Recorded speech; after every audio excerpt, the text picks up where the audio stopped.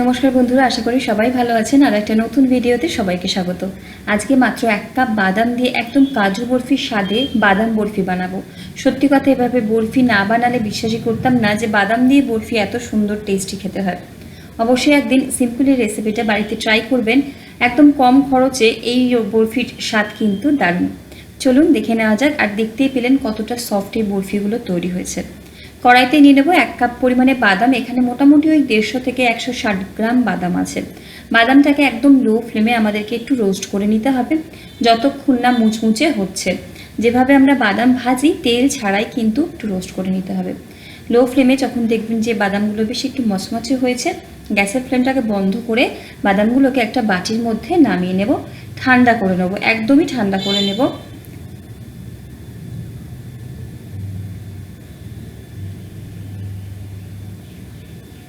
তো আমি এরকম একটা ছাঁকনির ওপরে বসিয়ে দিয়েছি বা চালনির ওপরে বসিয়ে দিয়েছি বলতে পারেন। বাদামগুলো যখন ঠান্ডা হয়ে যাবে, বাদামের খোসাগুলোকে আমাদের ছাড়িয়ে ফেলতে হবে। যেভাবে আমরা সাধারণত রাস্তাঘাটে বাদাম খাই, 2 হাত দিয়ে এরকম চেপে চেপে কিন্তু খুব সুন্দরভাবে খুব সহজেই বাদামের খোসা ছাড়ানো হয়ে যায়। ছোটোবেলায় কিন্তু এই মুংফলিগুলো খেতে দারুণ লাগতো। সমস্ত বাদামের খোসা ছাড়ানো হয়ে গেছে। চেষ্টা করব যতটা সম্ভব বাদামগুলো একটু সাদা হয়, তাহলে বরফিগুলো সাদা হবে। বাদামগুলোকে মিক্সির জারে নিয়েছি, অল্প পরিমাণে করছি। জারটার যে ঢাকনাটা বন্ধ করে দিয়ে মিক্সিটাকে স্টার্ট অফ করে কিন্তু গুঁড়ো করে নেব। একসাথে যদি আমরা পেস্ট করতে যাই, সেক্ষেত্রে বাদাম থেকে এক্সট্রা ফ্যাটটা বেরিয়ে গিয়ে বাদামটার যে পেস্টটা সেটা কিন্তু পেস্টের মতো হয়ে যাবে। আমরা বাদামটাকে গুঁড়ো করব, তার জন্যে মিক্সিটা স্টার্ট অফ করে গুঁড়ো করে নেব। গুঁড়ো করা হয়ে গেলে চালনির মধ্যে নিয়ে চেলে নেব, যাতে আমাদের বরফিগুলো মসৃণ হয়। যদি কোনো বাদামের বড় দানা থেকে গিয়ে থাকে, সেটা আবারও মিক্সির জারে নিয়ে একই পদ্ধতিতে কিন্তু গুঁড়ো করে নেব। তো এখানে বাদামের পাউডার কিন্তু আমি তৈরি করে নিয়েছি। দেখুন খুব সুন্দরভাবে পাউডার হয়ে গেছে। চেষ্টা করব যতটা সম্ভব একদম পাউডার বানিয়ে নেওয়ার।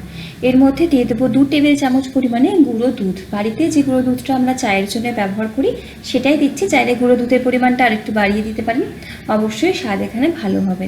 গুঁড়ো দুধ বাদাম পাউডারের সাথে ভালো মতো মিশিয়ে নিয়ে চলে যাব গ্যাসের ফ্লেমে। কড়াই বসিয়ে নেব। আমি ওই সেম কড়াইটাই ব্যবহার করছি। কড়াইয়ের মধ্যে যতটা পরিমাণ বাদাম নিয়েছি, সেই কাপের বা সেই বাটিরই 4 ভাগের 3 ভাগ এখানে নিয়ে নেব আমি চিনি। আর তার সাথে যতটা পরিমাণ বাদাম সেই কাপেরই বা সেই বাটিরই অর্ধেক পরিমাণে নিয়ে নেব এখানে জল। প্রথমে মিডিয়াম ফ্লেমে রেখে চিনিটাকে ভালো মতো জলের সাথে মিশিয়ে নেব। তারপরে 1 থেকে 1.5 মিনিট মতো ফুটিয়ে নেব। একটু চিনির রস হাতে নিয়ে দেখবেন যে একটা আঠালো ভাব এসেছে, বুঝতে হবে যে চিনির শিরাটা রেডি হয়ে গেছে।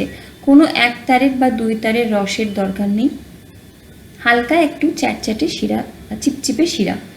শিরাটা যখন বেশ চিটচিটে হয়ে যাবে, যে বাদামটা পাউডার বানিয়ে রাখলাম, গ্যাসের ফ্লেমটা একদম লোতে করে চেষ্টা করব 2 থেকে 3 বারে ভালো মতোই রসের সাথে মিশিয়ে নিতে।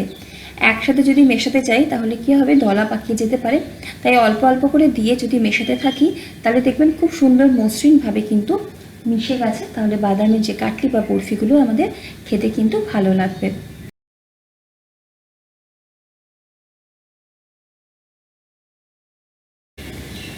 চাইলে আপনারা এখানে কিন্তু ফুড কালার ব্যবহার করতে পারেন দেখতে ভালো লাগার জন্য, তবে আজকে আমি ফুড কালার দিচ্ছি না। সব জিনিসে ফুড কালার দিলে জিনিসটা ক্ষতিকর হয়ে যায়, তাই না দেওয়াই ভালো। তো এখানে দিয়ে দেবো আমি 1 চা চামচ পরিমাণে ঘি। খুব বেশি ঘি দেবো না, কারণ বাদামে নিজস্ব একটা ফ্যাট থাকে।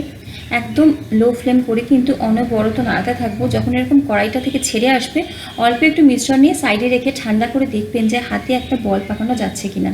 যদি বুঝতে পারেন যে বা বোঝা যায় যে হাতে একটা ছোট বল তৈরি হচ্ছে, তার মানে কিন্তু বাদামের এই বরফিটা সেট করার জন্য একদম রেডি। এখানে 1/4 চা চামচ পরিমাণে এলাচের গুঁড়ো দিয়ে দেবেন ফ্লেভারের জন্য। আমি দিয়েছি, কোনো কারণে ওই ভিডিওর এই ক্লিপিংটা নেওয়া হয়নি, হয়তো ফোনের ক্যামেরাটা বন্ধ হয়ে গেছিলো। তো এবারে বাদামের এই মিশ্রণটাকে গ্যাসের ফ্লেম থেকে নামিয়ে নিয়েছি, কড়াই থেকে নামিয়ে একটা পার্চমেন্ট পেপারের উপর নিয়ে গরম অবস্থাতে কিন্তু আমাদের এভাবে কিন্তু পার্চমেন্ট পেপারটা ধরে ধরে চারিদিকে ঘুরিয়ে নিতে হবে।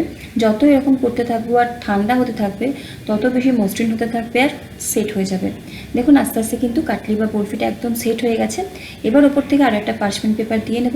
চাইলে আমরা যে প্লাস্টিক আসলে ইউজ না করাই ভালো, তবুও যদি পার্চমেন্ট পেপার না থাকে সেক্ষেত্রে কিন্তু মোটা প্লাস্টিকগুলো ব্যবহার করতে পারেন। তারপর কিন্তু বেলন দিয়ে বেলে নেব। আমি একটু বেশি পাতলা বেলে ফেলেছি, আর একটু মোটা বেললে আমার মনে হয় দেখতে বেশি ভালো লাগবে। ওপর থেকে সিলভার ফয়েল দিয়ে সাজিয়ে দিচ্ছি। আপনারা চাইলে কেশর একটু উষ্ণ দুধে ভিজিয়ে রেখে কেশর দিয়েও কিন্তু সাজিয়ে দিতে পারেন। তারপর নিজেদের পছন্দ মতো ডায়মন্ড শেপে অথবা স্কোয়ার শেপে যেমন ইচ্ছা কেটে সার্ভ করুন। এই বাদাম কাটলি খেতে দারুণ হয়, একদিন না বানালে বাড়িতে কিন্তু বিশ্বাস হবে না। আর বাদামের কাটলিটা যখন ভেঙেছি প্রথম দিকেও ভিডিওর এবং শেষেও ভেঙে দেখাবো, এতটাই সফট হয়, দারুণ হয় খেতে। ভিডিওগুলো ভালো লাগলে লাইক, কমেন্ট, শেয়ার আর সাবস্ক্রাইব করবেন।